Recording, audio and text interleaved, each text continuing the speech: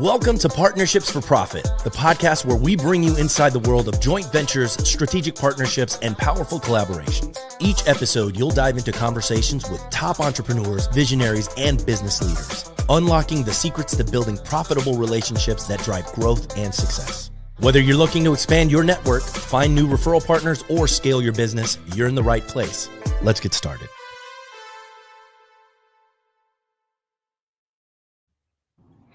Hello, welcome to Partnerships for Profit. Today we have Anderson Franco with us, who is a personal injury attorney in San Francisco. And I'm so excited to have you here today. One thing that when I looked you up to Google you that I found so interesting was that you were a baseball player. You're talking about the Anderson Franco, I think he was a Major League Baseball player. Really? Baseman. Oh my God. So I was like, oh my God, this is a side note I have to bring up. Like, come on. Are you kidding? Okay. All right. Never mind. I was just joking then. So as we move on to the questions here, the number one is that I have, what's the wildest, I can't believe that's a personal injury case story you've ever encountered? I will say, being a lawyer for almost 11 years now, I've encountered many different wild cases. One that I was involved in, and this was years ago, this is probably 5 years ago. So my first half of my career, I was a defense attorney representing insurance companies. And there was a case that was litigated where a young man was at a bar and he got incredibly intoxicated, left the bar across the street, and then he scaled up a building about three stories up and he scaled the building from using like the gutters, the siding, and got on top of the roof and then fell off the roof.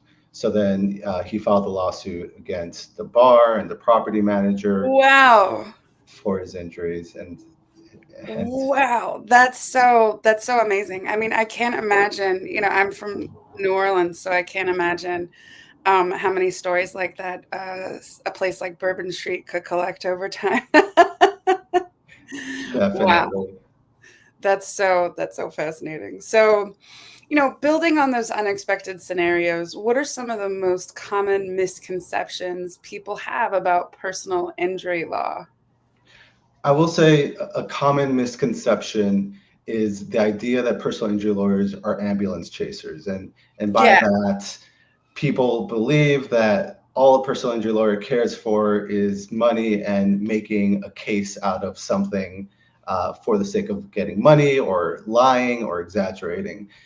And ultimately, that's a misconception. While there might be some minority attorneys who do that, the far majority of personal injury attorneys actually bring forth proper claims that are notable and that have truth to it. Because ultimately, personal injury attorneys work on a contingency basis, which means we don't get compensated until we recover money for a client.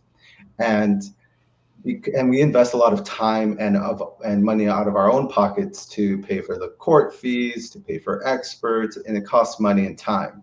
So ultimately, I, as a personal injury attorney, am only going to pursue claims for clients who have real injuries and who actually deserve money. Because if I pursue a case on behalf of a client who's lying or who I think has zero shot at winning, then it ends up being, I end up wasting my time and money. So that's what the idea of ambulance chasers, it's not quite as it's not true, and it's not true at all. I mean, there's such an enormous amount of, if the job were only ambulance chasing, how easy would it be? Like, there's so much going on in the world. I know that I had that misconception when I was in an accident and got really terribly hurt, and was, my sister's like, you need to see an attorney about this, and I was like, no way, absolutely not. I'm not one of those people. But really, at the end of the day, between my sister and my core group of friends and the attorney that they wound up having me talk to, they were like, you're sick and tired because you are injured and you need these people to be making these phone calls for you. This isn't about money, Megan. This is about making sure that we get you well in time. That's a very good point. And that's one of my top advice as a personal injury lawyer is I tell people, if you're involved in an accident, call a lawyer. And the far majority of personal injury lawyers like myself, we provide free consultations that Mm-hmm. you can speak to me and I'll get an understanding of your case to determine whether it's worthwhile for you to hire an attorney or if it's Yeah. worthwhile for me to represent you. And if it's not worthwhile, I'll let you know, but you lose nothing by having a free consultation. And Yeah. then to piggyback on that as well is soon after the accidents, because I've handled so many accidents, I'm pretty familiar with what happens to the human body after an accident and sort of the common diagnoses. Yeah, and like cognitively, I was like, "What? Like, I don't know," And so that's so clever. Definitely. So like a concussion diagnosis is common after a car accident, and concussions, how it affects you varies. There's different ways of figuring out how it impacts you. And I've handled many concussion cases, so I can ask you general questions to have an understanding of how you're doing and what kind of doctor you should see. You should probably see a neurologist, and if you're not getting better, neuropsychologist. So there's at least ultimately, if you're in an accident, call a lawyer, a competent lawyer who will provide free consultation and then at least give you some pointers as to what kind of Exactly. doctors And to it's proceed it's for with. wellness. It's for wellness at the end of the day. So, moving on, understanding that those the myths of our own fields. Like I was an acting teacher forever. There are plenty of myths there. Actors don't lie. That's my biggest thing I like to harp on. But understanding those myths is so crucial. So let's talk about when someone should actually consider reaching out to a personal injury attorney. Like, what's that red flag moment when we need to pick up the phone and call a doctor or an attorney? So I'll give you two moments. One moment is if you have an accident, whether you're injured on the job, even if it's not your own fault, sorry, even if you injured yourself, still Mm-hmm. reach out to a lawyer because a good lawyer can issue spot and identify whether you have a claim. For example, in workers' compensation, Mm-hmm. if you're injured on the job, you're entitled to compensation regardless of whose fault it is. So talk to a lawyer anytime you have an injury. Worst case scenario is you waste your time in speaking to a lawyer, and a lawyer tells you they're not going to represent you. So that's what's one flag. But a big red flag is if an insurance company is offering you money to settle, especially if it's soon after an accident, that's a major red Oh flag that yeah. you need to talk to a lawyer. I can tell you, I've had clients who've called me, who've told me that they're calling me because earlier that day, there was an insurance adjuster in their home sipping coffee with them, telling them they have to accept this $5,000 offer. And Mm-hmm. this was a few days later, and I was shocked to hear that insurance companies send someone to Well, be act that's like your fast. friend That's really fast. so quickly to Yeah. encourage you to sign away your rights. So if an insurance company is there, people have to remember that insurance companies ultimately are a company. They care about their profits and Yeah. they want to limit their losses. So if they're trying to settle with you, that means that you likely have a good case and they don't want you to retain a lawyer who's going to be able to advise you and tell you what the real value of your case is. Yeah. Absolutely. Well, that's great. That's a really great answer. Um, and now for those who do make that call, what's the emotional roller coaster they often experience? Like beyond the legal aspects, what's the biggest emotional challenge your clients typically face? It's ultimately our litigation system or our court system helps people recover money for their injuries. Yeah. What's unfortunate about the system is it forces my clients to proceed through litigation. the difficulty for them. And I tell my clients, you worry about your own medical treatment. I'll help you guide you through it. You worry about healing. I'll worry about the litigation process. However, through the litigation process, my clients need to participate. And it's emotionally draining that they have to sit in depositions. A deposition is when the attorney for the insurance company interviews you under oath and asks you very sensitive questions. It's questions about not only what happened during the accident, but not only how's the pain and suffering that you're feeling, but also some very intimate questions. So it depends. Each case is different. But if you have some intimate damages, perhaps it's affecting your marriage, perhaps it's affecting your bedroom. It's uncomfortable and difficult, and it's unfortunate that this litigation process requires you to discuss these things with the opposing attorney during deposition. And then if we continue through trial, then you have to take the stand in front of jurors, 12 jurors, and the judge, and a whole courtroom full of people to discuss the accident and how it's affected you. So one unfortunate thing about our system is this emotional roller coaster that you have to go through for the sake of sharing your story and for the sake of getting the money that you deserve. Yeah.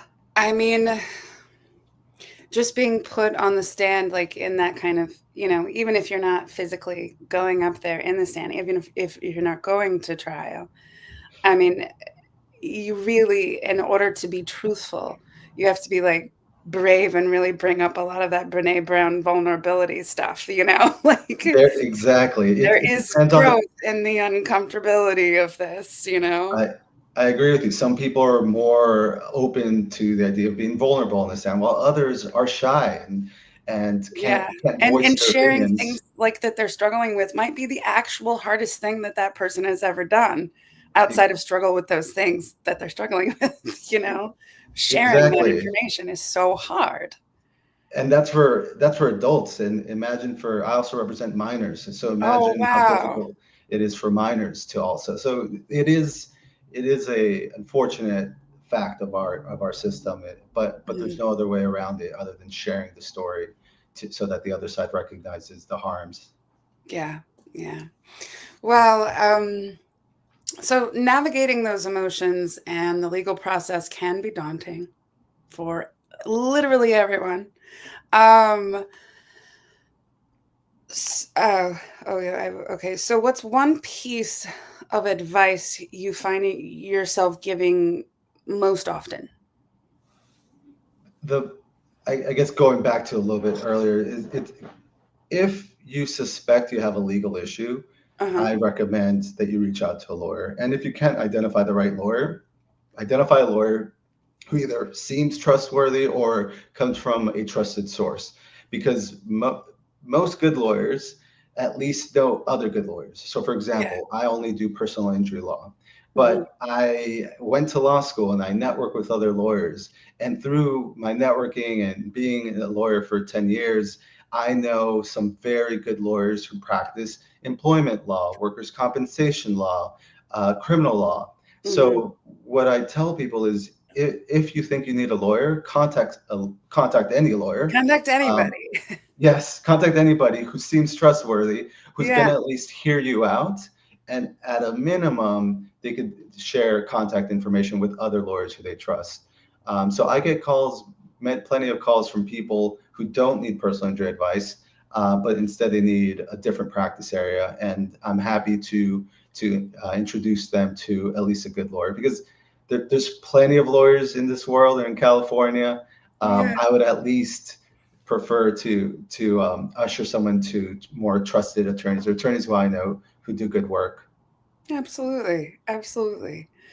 So that's just absolutely valuable advice. So on the flip side, are there any common mistakes you see people make that can hurt their case? Like, what's the number one mistake people unknowingly make that can jeopardize their personal injury claim? There's many mistakes that can happen. One of the more common mistakes is early on communicating with the opposing insurance company. So if you're involved in an accident and the other car is insured by an insurance company, that insurance company has no allegiance to you.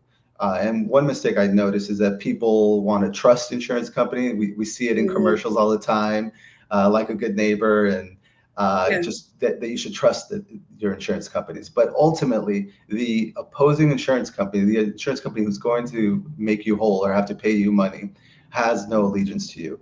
They are happy to pay you $1 so that you sign a document saying you're never going to sue again. So one of the most common misconceptions or problems I see is soon after an accident, the insurance company will call you. And when they call you, it's on a recorded line.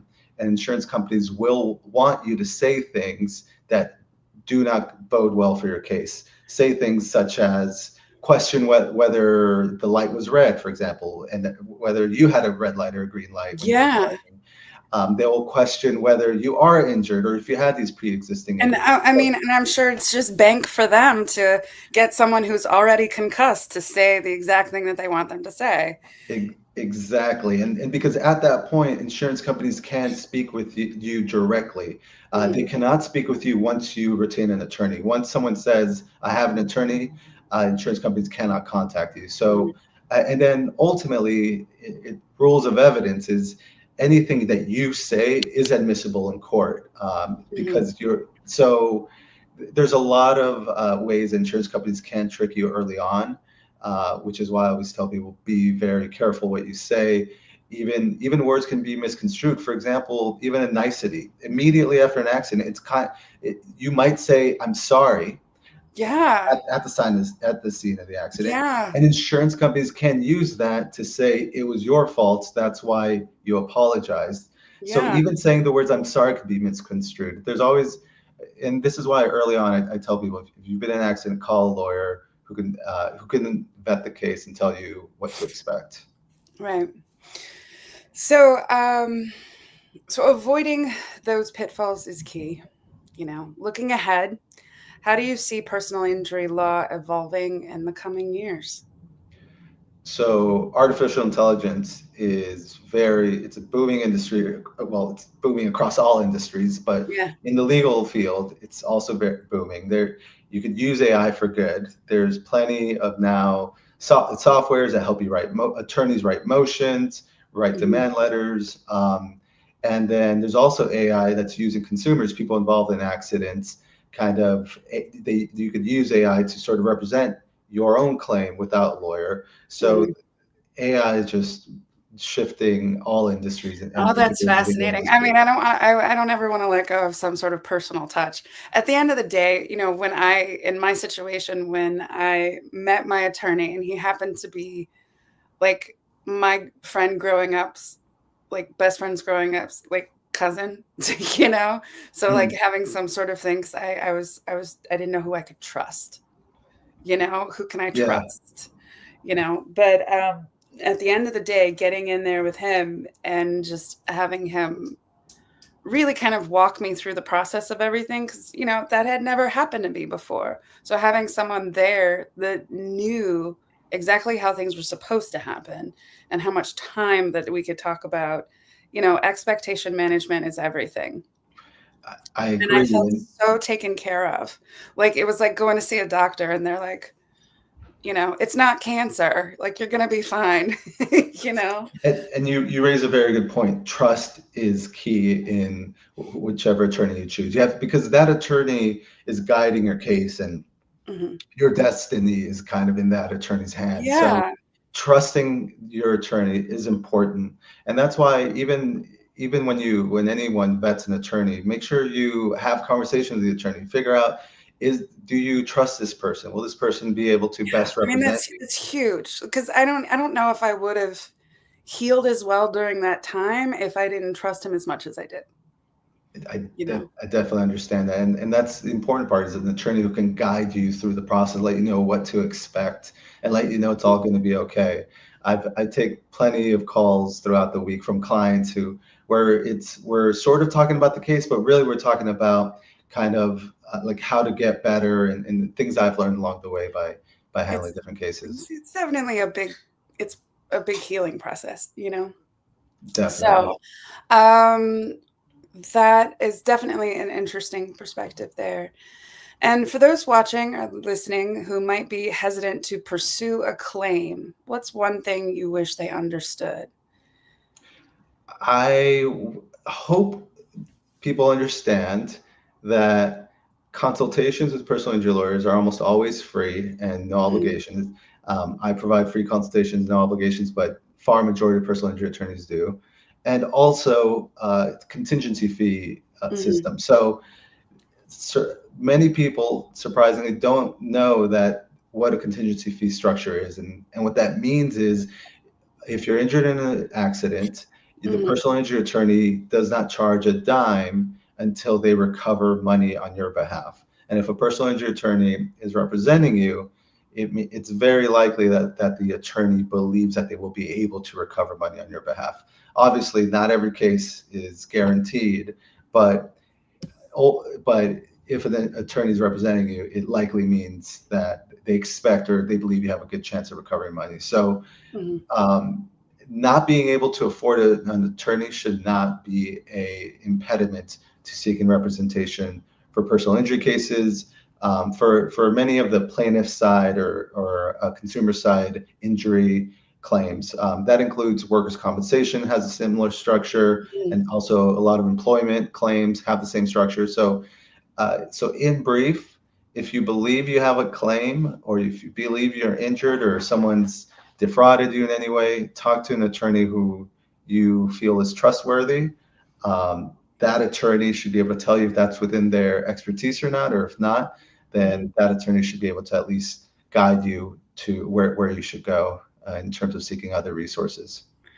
That's awesome. I feel like there should be a meme or something right now, like for the end of this, that's like, you know, Shakespeare's phrase, "Get thee to a nunnery." I feel like this one's very, "Get thee to an attorney." Where's that meme? Get to an attorney. Definitely. So thinking about the bigger picture, how does the work you do impact people's lives beyond just the financial settlement?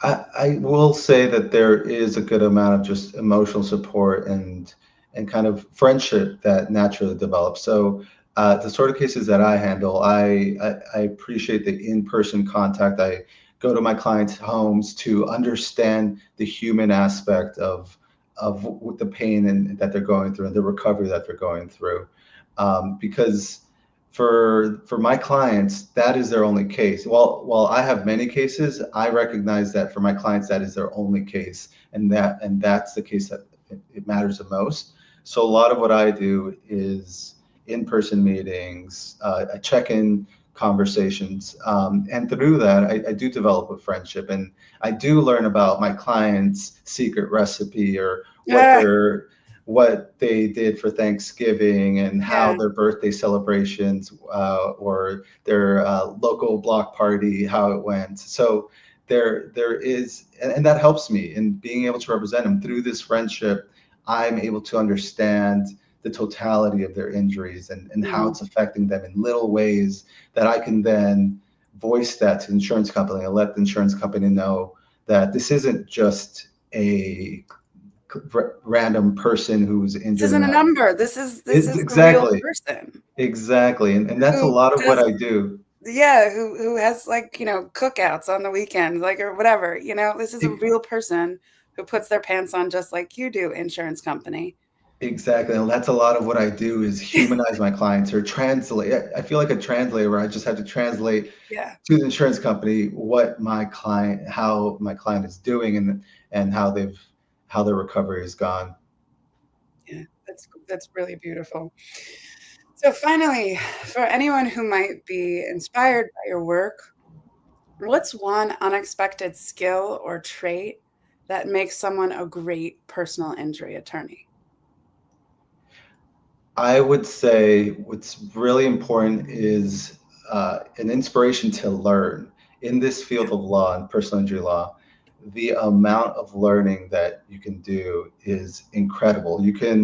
you can, first of all, you have to learn the law itself, because law Yeah. school doesn't teach it to you. You have to learn it as a practicing attorney. You have to understand it inside your body, you know? Exactly. That's what I tell my students about learning your lines. Like, I don't care. I don't want you to read a book report. You got to know that stuff inside of you, you know? Right, right. And then personal injury law, so you have to understand the law. You also have to understand the medicine, because I read medical literature. I read medical journals to understand what causes sciatica. Why would a car crash result in numbness and tingling down your arm? So I have to learn all of this so that I can explain it to either insurance company or the jury. So I could also validate my clients' feelings, because oftentimes they don't understand why they're feeling the sensations they do after a crash, and at least I can explain it to them. And so there's always so much learning. So in short, this area of law, there's so much to learn in terms of the law, the medicine, and if you're running your own firm, the marketing aspect too. So you have to have an interest in learning. Absolutely. I love that. You know, the thing that pops out the most to me, you know, from our conversation, like especially the way you answered that last question, was just, you know, a curiosity for life. You know, I find people fascinating who have that curiosity, you know, and it could be any avenue, you know, specifically for you and your work and your needs. You have to understand the medicine side as well as you understand the legal side. So that's very well said, curiosity for life, because that also goes back to what I mentioned, how you also have to be curious about your client and your client's life. Yeah. So you're right that that ties in everything. Curiosity for life is important in this field to be able to best represent your client. Absolutely. So, you know, the things that popped up, like as I was taking notes here, you know, talking with you, Anderson, is, you know, community, compassion, curiosity. Like what you do is really incredible. And I love that you touched on the fact of the relationships that you build with your clients and how important that is, because I mean, at the end of the day, we're talking about people who, you know, they've been on the other side of that insurance line listening to whatever strange music that they are being put, whatever strange music is the on hold music at the time. Very well said, because you're right. I meet my clients at the lowest points of their lives, where they're in pain, they're financially strained. They don't want to be on that phone anymore. Exactly. Yeah. And that's why compassion is necessary. Yeah, absolutely. Well, Anderson Franco, it was such a pleasure to have you on Partnerships for Profit today. And I hope we get to chat more. And blessings to you and all of your endeavors, sir. Thank you very much, Meg. I had a blast. Thank you.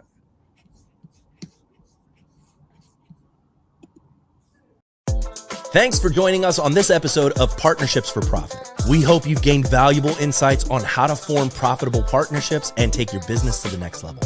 Be sure to subscribe and leave us a review wherever you listen to podcasts so you never miss an episode. Got a partnership story to share or someone you'd like to see featured on the show?